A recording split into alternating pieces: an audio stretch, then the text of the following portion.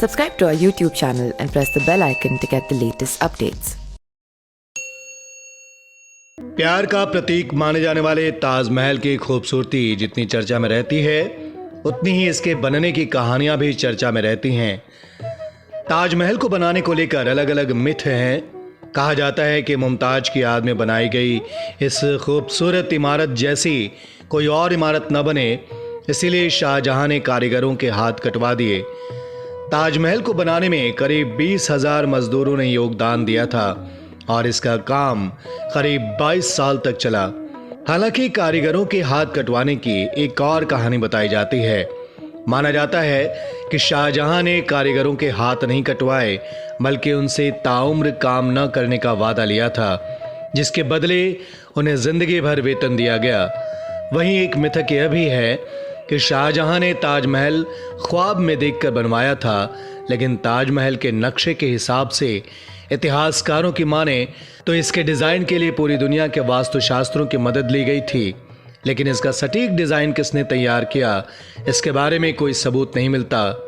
आपको बता दें कि ताजमहल शाहजहां की तीसरी बेगम मुमताज महल की मज़ार है। मुमताज के गुजर जाने के बाद उनकी याद में शाहजहां ने ताजमहल बनवाया था। कहा जाता है कि मुमताज महल ने मरते वक्त मकबरा बनाए जाने की ख्वाहिश जताई थी, जिसके बाद शाहजहां ने ताजमहल बनवाया। ताजमहल को सफ़ेद संगमरमर से बनवाया गया है, जिसके 4 कोनों में 4 मीनारे हैं। शाहजहां ने इस अद्भुत चीज़ को बनवाने के लिए बगदाद और तुर्की से कारीगर बुलवाए थे। माना जाता है कि ताजमहल बनाने के लिए बगदाद से एक कारीगर बुलवाया गया, जो पत्थर पर घुमावदार अक्षरों को तराश सकता था। इसी तरह बुखारा शहर से कारीगर को बुलवाया गया। वो संगमरमर के पत्थर पर फूलों को तराशने में दक्ष था।